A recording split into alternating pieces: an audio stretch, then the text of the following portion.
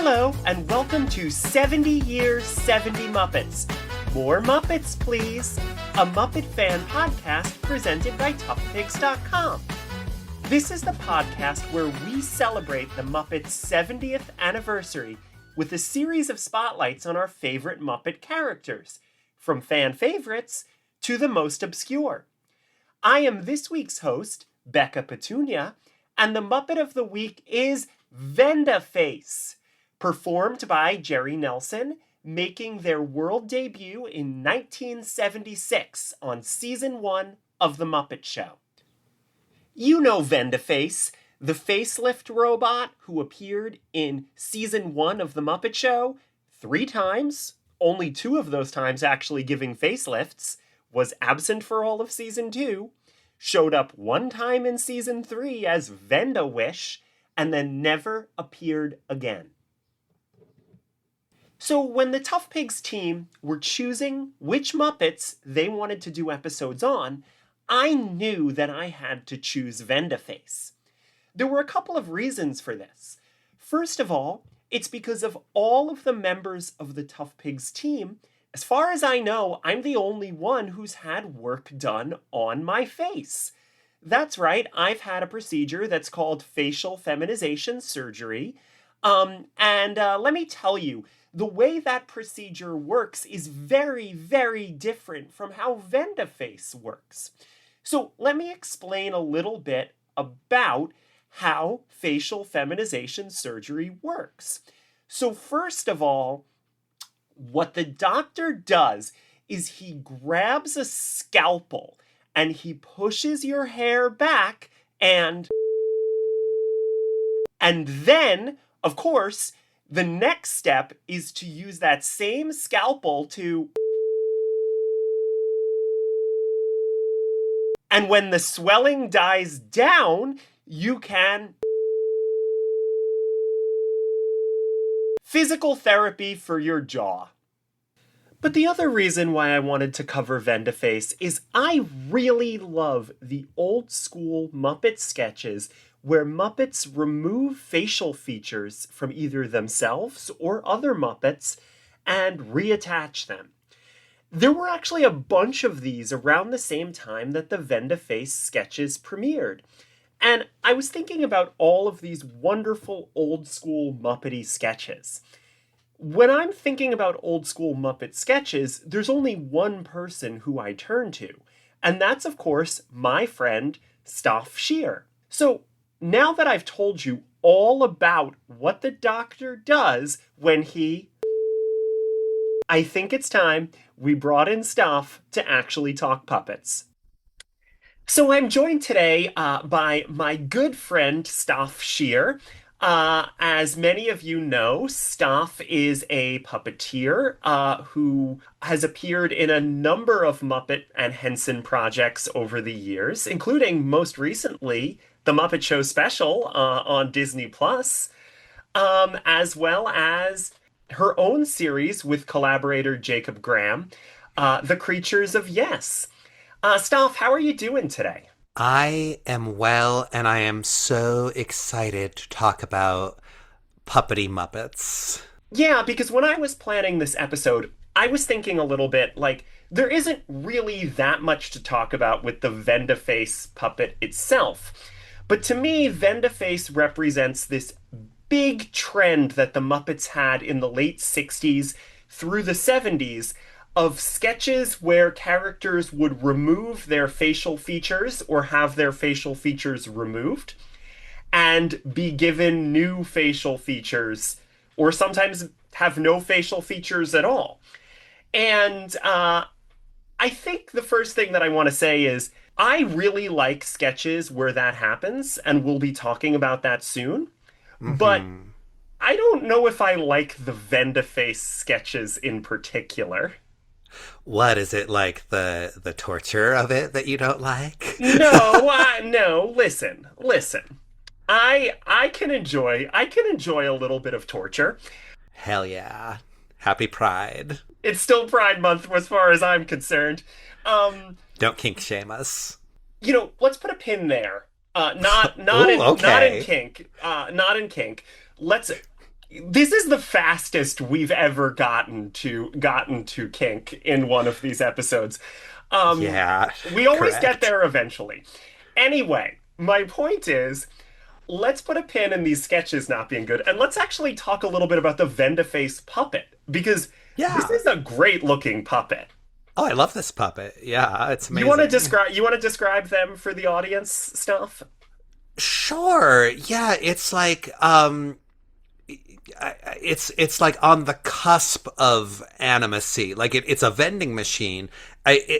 Tell me if I'm right. I think it has like do the glowing eyes on top move, or are they're just stationary, right? They're stationary. They blink, but they're stationary. Oh, they blink. Okay, Oh so no, no, there's no, no, blink. no. They blink like lights. They don't blink. Oh, okay. They don't blink like eyes. They blink. The word blink is the problem here Okay, because so it means both. they have so it has blinking lights for eyes. Yeah, I mean, with pupils, and but it has a voice that like isn't like you get a sense it's not like pre-automated, like it's responding to what people say to it in an AI kind of way, not modern gross AI, sure. Yeah, yeah. charming Muppet AI, and it has these two aggressive hands that come out to rip off facial features, and these are they're kind of like it's not fingers, it's like big metallic claws. It's made out of foam, so it's quite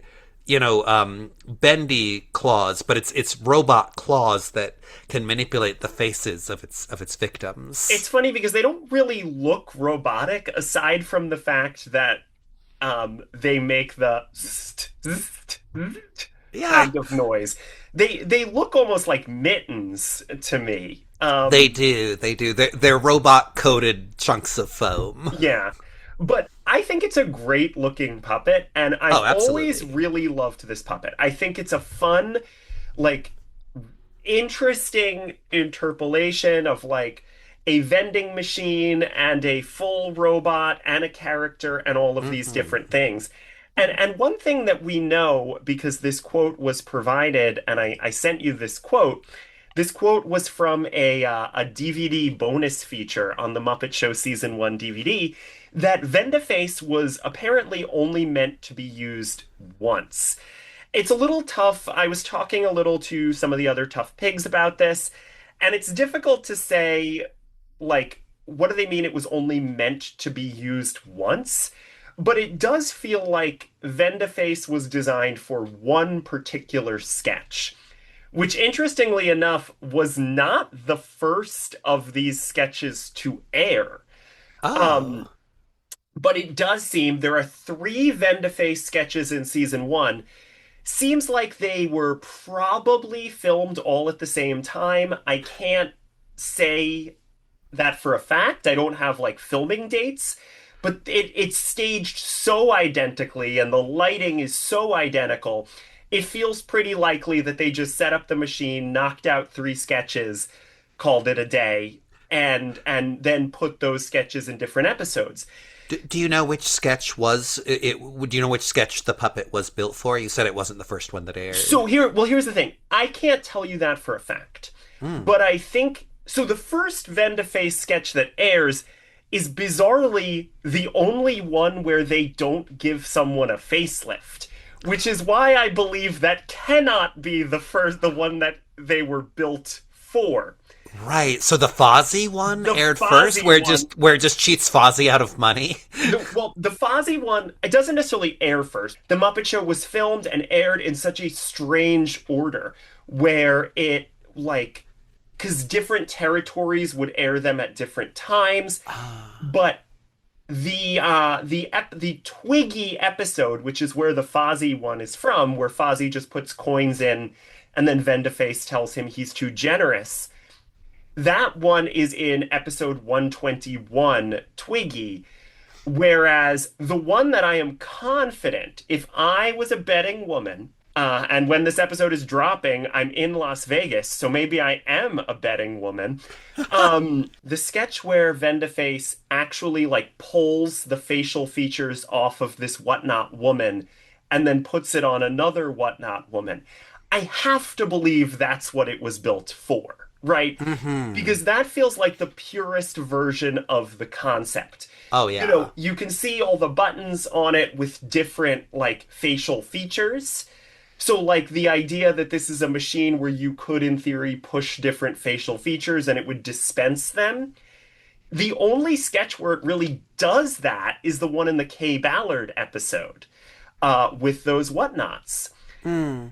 Then it punches Statler in the face Ha! in the next episode that was filmed, the Mum and Sean's episode, And which is, Statler gets punched in the face. I mean, they clearly loved that effect they could do with his squishy foam face yes, because he was always getting punched in the face by Waldorf. yes, but that also doesn't make sense as a sketch you would have built Vendaface for. I see what you're saying. Yeah, Right? this is good archaeology. If it was only built for one sketch or was built because one sketch was written and then they had to sort of backfill additional sketches, it makes sense that it would be this Kay Ballard one. I would put the one with the whatnot. What do you think about these sketches? You know, especially this one with the whatnot woman, because like I said, and we can take my pin out.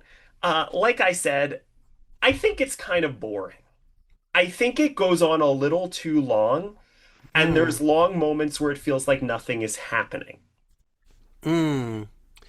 Yeah, that's You're allowed to interesting. disagree with me, I should say, stuff.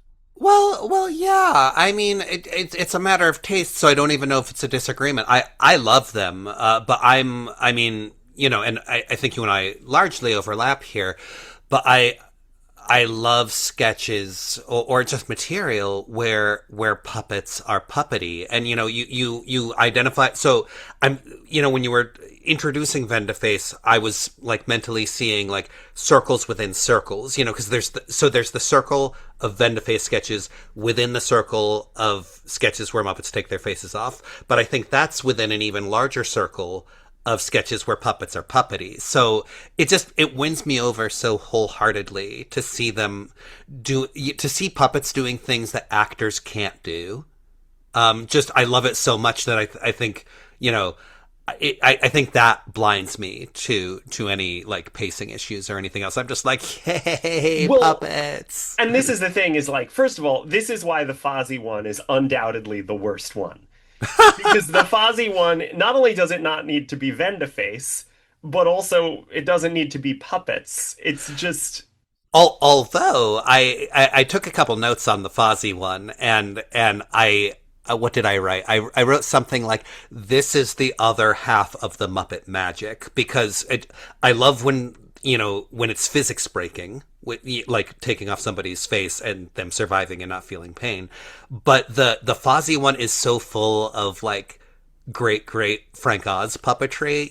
Like Fozzie, like when he first hears Vendaface talking, he's like looking all over to see where the voice is coming from, and then he has some great takes to the audience. It's just really great physical acting as puppetry from Frank Oz, and so that's what I was nerding out on while I was watching it. I see what you're saying, that it's like anybody could have cheated. That it could have been a it could have been Lucy from the Peanuts psychiatry stand and just a whatnot cheating Fozzie of the money. It didn't have to be a robot. it is, what's interesting is I knew, like I said, that I wanted to talk about these sort of sketches as a whole. The sketches where like if we're taking the circle, your concentric circles metaphor, if we're taking a step back into Muppets taking off their facial features sketches,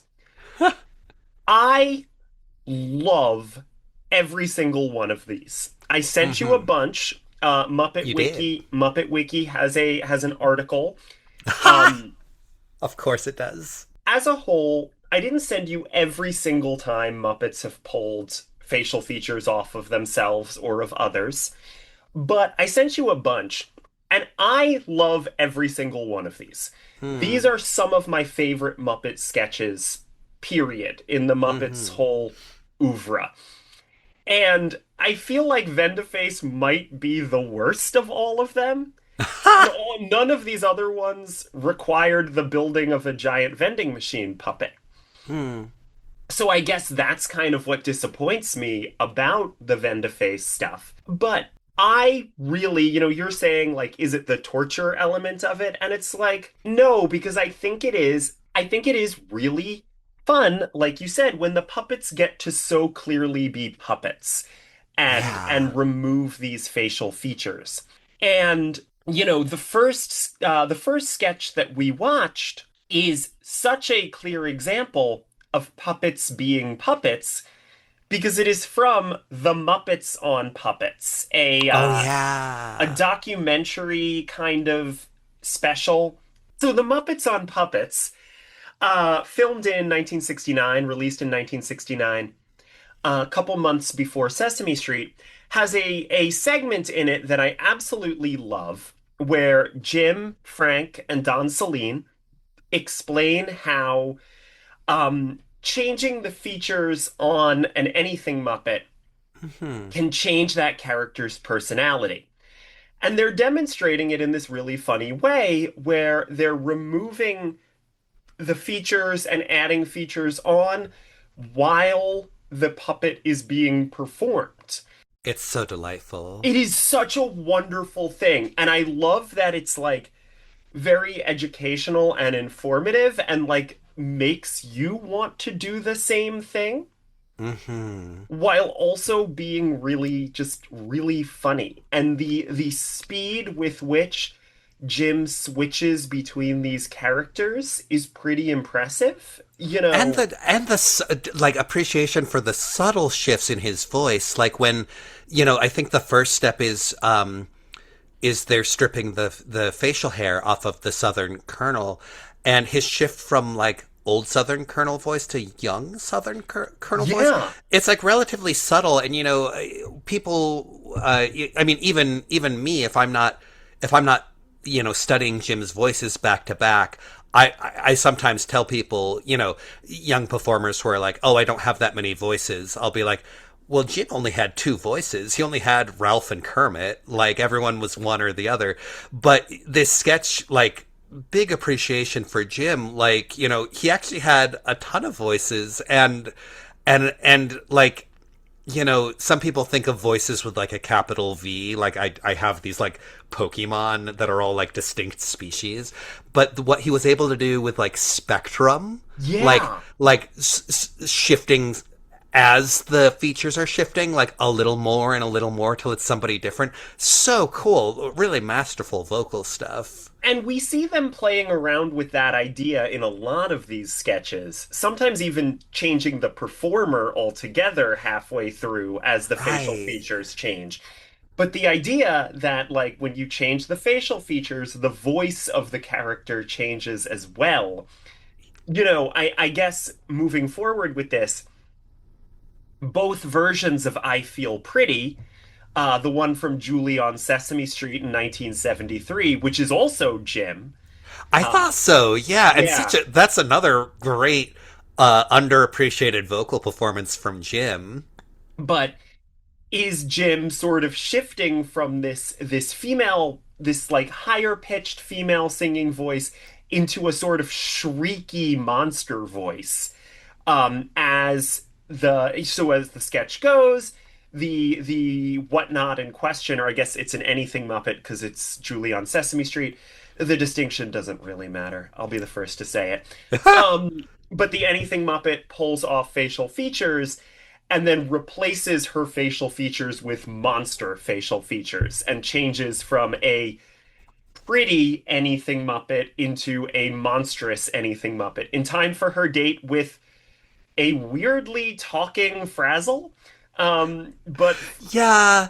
And I love this like inversion of like heteronormative beauty standards in both versions of this, that it's like the girl is making herself more and more monstrous to go on a date with a monster. It reads very queer coded to me personally, as someone who's looking for that and willfully projecting it on everything I watch. right, I was about to say you and me both. But I will just say the second one, 3 years later, they did the same sketch on the Muppet Show, Fran Brill in one of her few Muppet Show performances is I wondered who who. it was. That's I love that that's Fran Brill. So it's Fran Brill, and then halfway through, it becomes Jim Henson doing the same voice that he did 3 years earlier. But and Beautiful Day Monster is her date in that one. Our favorite friend from the last time you were on a Tough Pigs podcast. Love that puppet. Love that puppet.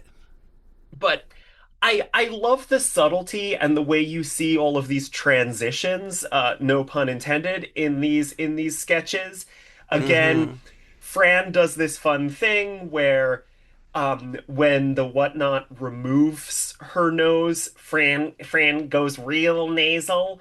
Oh, I And love then that. and then Yeah. when the whatnot replaces it, that nose with a bigger, sort of more bulbous nose, I'm not sure if Fran actually changes her voice or it's pitch shifted because it does feel like the audio gets a little weird there, but it Yeah. does get a little deeper. Either way, whether it's pitch shifted or Fran's voice is a little hard to tell, but like whatever it is, it's this clear sense of like, yes, changing these facial features really, really matters. And it was really funny. Again, I love it. I love that this puppet is such a puppet. Again, like, Oh, yeah. and I love the idea of being fully customizable, as I'm sure you do too. Oh, yes. I mean, probably part of my origin story as a puppet artist is I was obsessed with Play School brand toys made these whatnots when I was little. These toy puppets with Velcro face Hmm. pieces. That it was just absolutely this idea. So this was my childhood playing with puppets' faces, and the just to loop the Muppets on Puppets, the Yeah. Southern Colonel sketch into this, a delightful sketch, and they're it's not fabricated. That is sincerely part of the of any puppet design process. Is like seeing oh, how far apart do I put the eyes? It's this kind of character if the eyes are this far apart, or oh, what if they're higher on the head? That's what anyone's doing while they're Well, designing and a that's puppet. what I like about that, or that one in particular, but also all of these. Like I said, it makes you want to work with puppets when you see this. Like Yes. this makes it clear that like this is not, we were talking a little bit about magic beforehand, stuff. Ha! And this is not the kind of magic that you watch and you're like, I have no idea how they did that. I mean, in the one with the Southern Colonel, Jim even says, like, we just put double stick tape on the back of these facial features. But like in the Muppet Show one, in I Feel Pretty, it's clear how it works. If you're a child watching that, you understand, yeah, I bet it's Velcro on the nose when she pulls it off and puts a nose back on. But that doesn't make it less exciting. To me, that makes it more exciting because it's like, I could go do Yes. that. Yeah, there's this Terry Pratchett quote in one of his Discworld books, and I'm gonna paraphrase it. I bet there's enough overlap that some of your listeners will be like, "That's not what it was." I'm gonna write in. Please write in to correct me on this Terry Pratchett quote. It's something like, "Knowing how the magic works doesn't make it stop being Right. And magic." again, and I think that that's exactly what's going on here. Now, one I will Mm-hmm. say is a little harder to figure out how it's going on because of the sort of addition of the like Bunraku elements to it, right? Mm-hmm. Is all of me from the Muppet Show. I thought that's what you were gonna bring up. Oh, that one's so well done. Probably like a top 10 Muppet Show sketch from me, the all of me. Oh Uh yeah. Jerry Oh yeah. Nelson is this weird amorphous looking monster against a black background who's pulling off all all of his facial features and also his body itself. With enthusiasm. He's so ebullient as he's like, I don't need this, I Yeah, don't need and that. giving it to another monster. It's the puppet named Miss Kitty. Giving it to Miss Kitty to put in Miss Kitty. Miss Kitty has a little chest, and he's just ripping things off, ripping off his ears and arms. But it's so, again, it's fun. It's fun. The jokes are so stupid. He has so many of these jokes. One knows, Yes. guaranteed not to run. Things like that. And I just love it. I love it. And that is a little harder. Like that's not the kind of thing that, a little kid can do in their living room. But Right, and we can reverse engineer and be like, okay, so they have black gloves and sleeves and all of this, but yeah, a kid might be like, whoa, how did that happen? it's funny. I mean, and also it helps that I really like Jerry Nelson's singing voice, as many people do. Yeah. Um, Mm-hmm. but again, it's just it is very very much the puppets as like they are modular, they are able to be changed in these really cool ways. It's the puppet's superpower.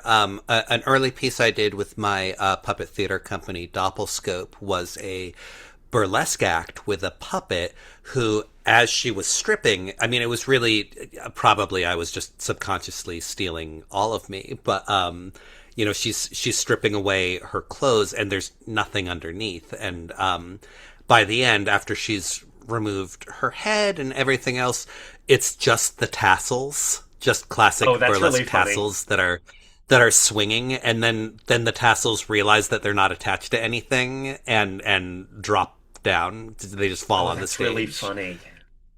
Yeah. So we should also, though, talk about how, in some ways, this kind of stuff, these puppets, it feels almost kind of antithetical to the Muppets as characters idea. Mm. Because I feel like there's two forces kind of at play here. The Muppets are these sort of customizable puppets that we can do anything with, that Gordon can walk up to the anything family and give them wigs and tell them that they're a daughter now and all of these different things. This is the future liberals want. But like that's so different from like this is your friend Elmo, who is just your friend. Elmo is not changeable because Elmo is Elmo. Right, and we want to be able to, imagine Elmo after he's left screen. We can kind of, we know enough about Elmo that we can imagine what he's doing off in Elmo's world when we're not looking at him through the camera's lens and Right. that Like sort of am I thing. making sense in what I'm saying here that it almost feels like and that it feels like there's like these two forces of the Muppets as puppets, but also like the Muppets as real. Totally. Yeah, and I would say, well, you are making sense, and I would say that it's, there's only two kinds of binaries in the world. False ones. Just had to let that sink in. You can edit out that pause if you want to. Great, great. Cool, cool. I assume it took that long for the listeners to stop laughing and spitting out their drinks. How clever I am. I just want to say if you got into a car accident because you were listening to this while driving and laughed so hard you could no longer see the road, Tough Pigs is not liable. Yes, and neither am I, and neither is the Jim Henson Company. It was, listen, I did think it was funny. I'm making fun of you, but I did think it was funny because it's true. It's true.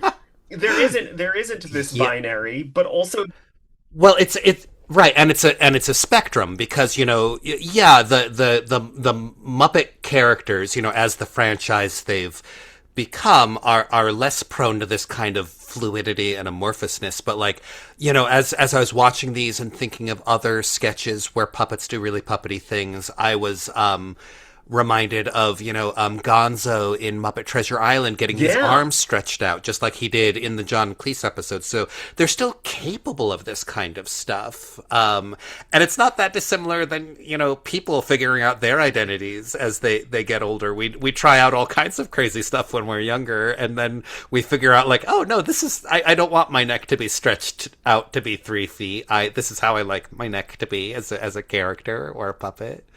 And it just feels notable that, though, the only, like, characters we see where this happens to, and I didn't send you all of these, but obviously this happens to Beaker all the time. And I didn't send you Yes. those, but you can kind of picture them in your head. But most notably on a project you worked on, Beaker losing his eyeballs in the Muppet Show special from this year was basically the newest time that a puppet has lost facial features. Um, Yeah. because it happens less and less as time goes on. There was this stretch from like 1969 to the end of the 70s where it would happen a lot. And I should note the other character that this can happen to is Bert. This was a running gag on Sesame Street for years, to such an extent that when Bert and Ernie appear on The Muppet Show, Bert doesn't know what they can do. And he says, like, the old nose trick might work on Sesame Street, but it's not going to work here on primetime television. Like, it was Oh, that's like so Bert's funny. thing was that Ernie could pull off his nose. Oh my gosh, which is such uncle humor too. Got your nose. We did watch the sketch where Ernie builds a bust of Bert but runs out of clay, which was one of my childhood favorites because that sketch originally aired in 1973, but continued Wow. airing well into the 90s when we were children. Ernie pulls Bert's nose off, sticks it on the bust, and it's like Bert is the only Bert and Beaker are like the only Muppet characters where that regularly happens to them. Yeah. Yeah, and I have a theory which you know, I, I'm not a Muppet scholar. You'd have to get Craig Shemin on here to confirm this, but I feel based on what I've read and heard about the development of the original Muppet movie that it was, the transition to the big screen. I remember, I read somewhere that Jim was very concerned about whether their puppety shenanigans would work on a larger screen where there was more scrutiny. And this is where a lot of what we now consider, the kind of standard aesthetic of the Muppets, trying to minimize how much we see the arm rods, for instance, that the interest and concern in that kind of realism, realism is in quotation marks here. This is the Muppets, but that that kind of started with the Muppet Show, and sorry, the Muppet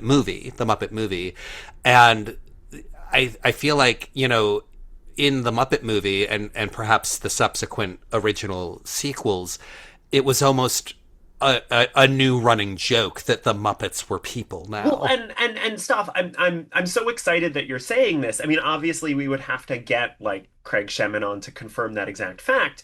But I've said a couple times, when did this start happening less frequently? The end of the 70s. When does the Muppet movie come out? 1979.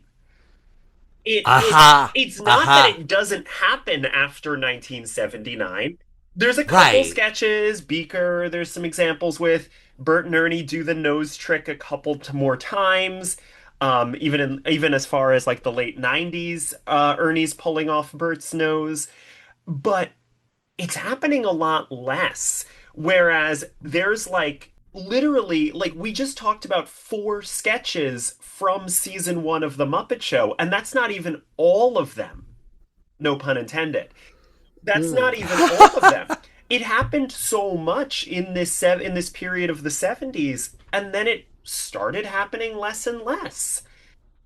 Oh yeah. Well, and I mean, I don't know the answer, so this is a true question. Like, how many times did Muppets' heads explode or Oh, get removed, We have a and Muppet how? Wiki page on that.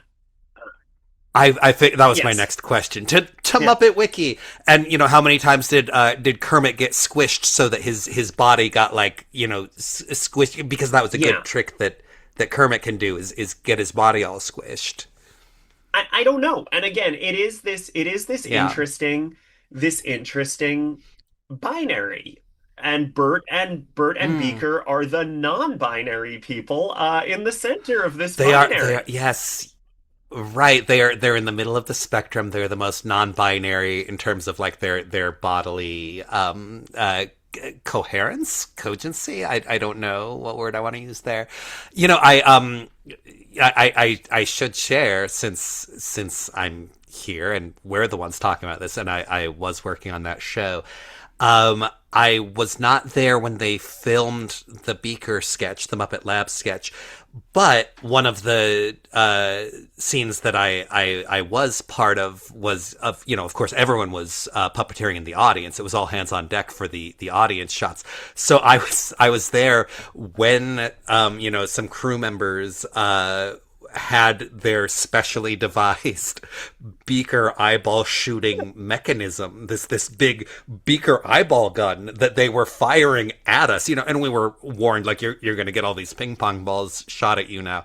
But we were getting this barrage of ping pong balls shot at us for the reaction shots, where Maya Rudolph gets the eyeball in her mouth and stuff. It was absolutely fun. Yeah, I remember. I mean, I didn't get a good look at this gun, but it was a pretty big gun, and it took at least two people to operate, because it was a little, like, gravity was part of how it worked. So somebody had to, like, the feeding tube that all of the eyeballs were getting fed into for the gun, that had to be lifted up so it was above the gun, so that the eyeballs would keep getting fed into the gun. I feel like we could solve America's gun issues tomorrow if we just replaced every gun with a two-person giant gun that only shoots beaker eyeballs.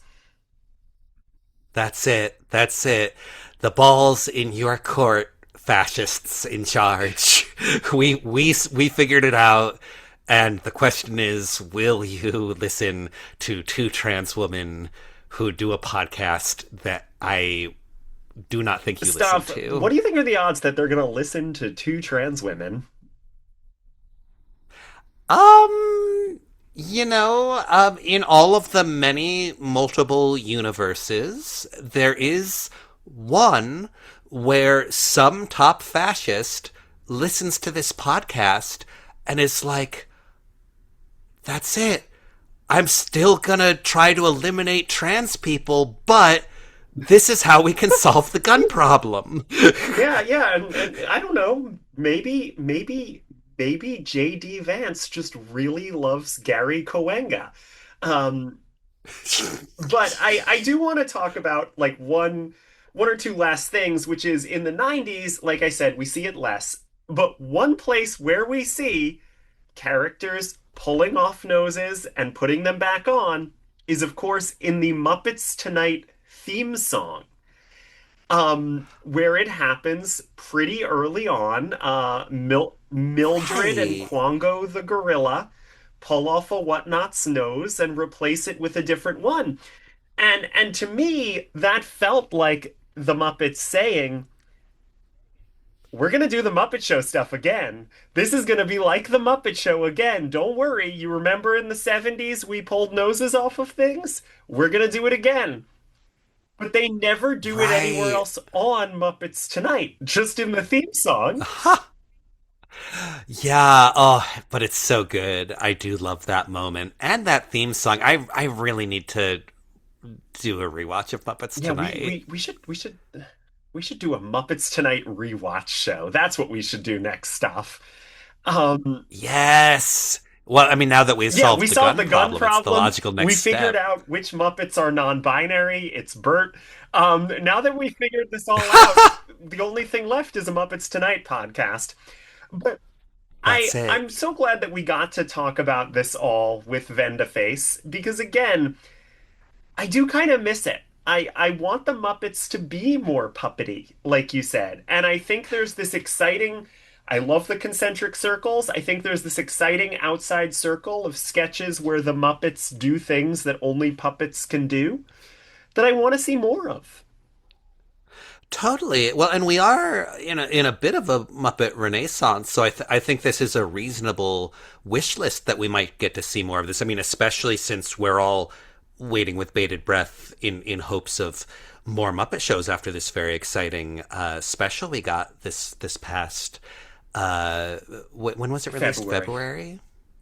Yeah, but it's the Muppet Show where all of that happened. And just the other day, the Muppets official Facebook page did like a tribute post to, I think they called them the most random Muppets on the Muppet Show, and it included Java and the Rubber Yeah. Band Men and some of these more abstract and puppety puppets that, like, I mean, when people remember the Muppet Show without rewatching it, they're like, yeah, Kermit and the gang, but like there were all these randos that were like breaking the rules. and those are my The favorites. the, And the again, like Java is my same. MVP. I've thought about getting a Java tattoo. Maybe that'll happen this year.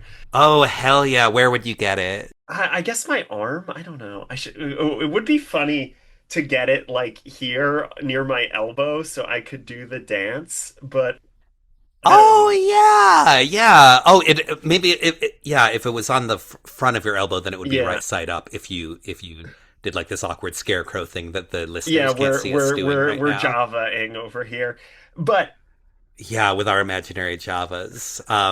It would make a good tramp stamp. I'm not encouraging you to do that. The elbow idea yeah, is yeah. better. We'll leave the pin out of that one. But Yeah.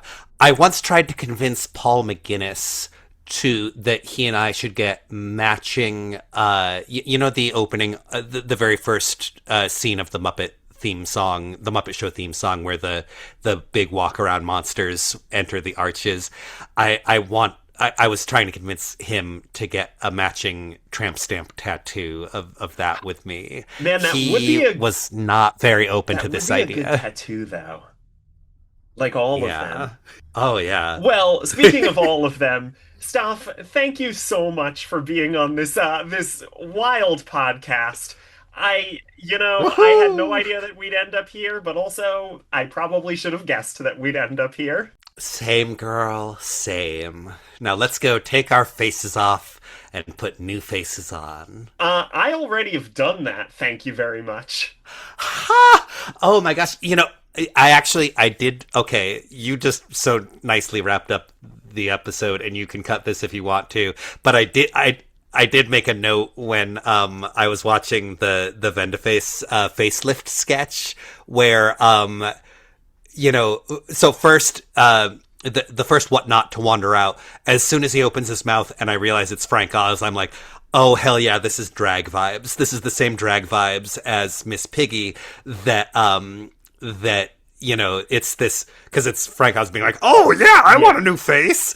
And it's like, oh wow, this whatnot is trans. But then when the second whatnot comes out and admires her new face and is like, oh, that's so wonderful, I want a new face too. And she gets like, isn't it it just gives her the first Muppets facial Yes. feature. She has the monstrous Yes. face.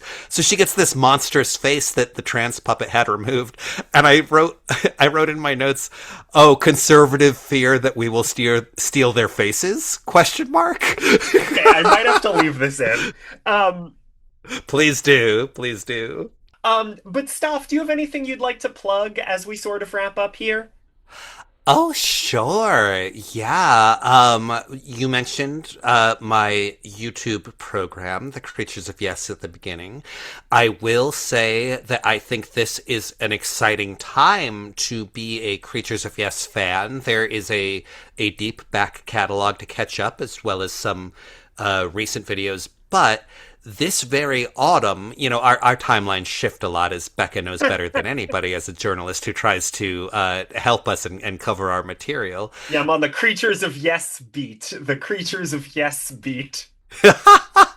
Yes, it ain't easy. But our current plan is to release a lot of really exciting new material on YouTube this autumn. A brand new series called An Artificially Induced Haunting, followed by the release of our long anticipated full length film, Come On Back, the movie. And should you want to support our deeply uncommercial efforts, we do now also have a Patreon where probably also this fall we're gonna start releasing. We have this new creative model that we're gonna roll out where we develop new material as a radio show that we release to our Patreon fans, and then develop that material into the full puppet show on YouTube. So you get to watch our material evolve. So find us on Patreon or YouTube. The YouTube is free and the Patreon is cheap. And I will say, keep watching toughpigs.com. In theory, when this stuff starts happening, we already have an article written and ready to go all about it. Ooh.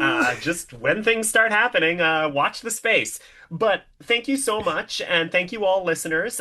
Tune in next week for a podcast episode where presumably fewer people will talk about transition and fewer people will talk about torture. We'll see. 70 Years, 70 Muppets, More Muppets Please is a Muppet fan podcast presented by toughpigs.com. Hosted by a myriad of people and edited by them as well. Produced by Joe Hennis. The Muppets 70 logo is used with permission by the Muppet Studio, with thanks to Danny Iglesias, Frank Reifschneider, and Lee Slaughter. Don't forget to follow toughpigs.com on all social media platforms, and you can support us by heading to patreon.com/toughpigs or by buying merchandise at tpublic.com/toughpigs.